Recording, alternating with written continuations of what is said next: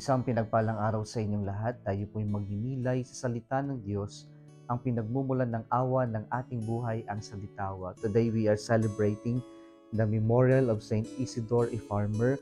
Pinabati ko po ng isang maligayang pagdiriwang ng kanilang kapistahan ang lahat ng mga parishioners ng Saint Isidore Labrador ng parish ng San Leon, Mingan, sa pumuno po ng kanilang kura paroko na si Reverend Father Raybar Roy Pangolino. Happy Fiesta po sa inyong lahat. Mga kapatid, sa buhay natin, napakahalaga po ng pagbabalik tanaw.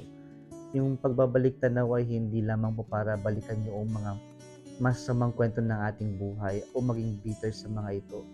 Pero yung pagbalik tanaw ay unang-una sa lahat, tinuturuan tayo na balikan yung mga aral ng ating mga karanasan. Kaya sa pagbalik tanaw, nakikita natin yung mga hindi lamang yung kamalian natin, kundi yung binabalikan natin yung nakaraan upang matuto sa ating mga karanasan. Napakahalaga po ito sapagkat sa ating unang pagbasa ngayon, alam na alam ni San Pablo ang kasaysayan ng kanyang bayan, ang kasaysayan ng kanyang lugar.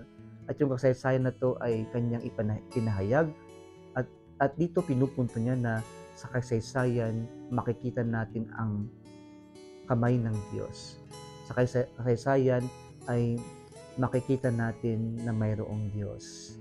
Kaya ito po yung binalikan ni San Pablo sa ating unang pagbasa. At sana ito rin yung ating matutunan na sa pagbalik tanaw natin sa ating kasaysayan, sa ating nakaraan, ay makita rin natin na mayroong Diyos. Sa kabila ng mga hindi magandang nagawa natin o pagkakamali natin sa nakaraan, makikita natin hindi tayo pinabayaan ng Diyos. Pangalawa po mga kapatid, sa nakaraan, sa kasaysayan, ay tinuturuan tayo na maging magpasalamat sa taong mga tumulong sa atin, sa mga taong mabay sa atin, sa mga taong naging instrumento upang malampasan natin ang mga pagsubok ng ating buhay. Kaya sana sa ating pagbalik tanaw sa nakaraan, tayo ay mapuno ng pasasalamat sa mga ginamit ng Diyos upang sa ganun mapagtagumpayan natin lahat ng pagsubok sa ating buhay. Sa ating ebanghelyo ngayon, pinapakita ng Diyos ang isang halimbawa na maaalala natin panghabang buhay. At ito yung paglilingkod.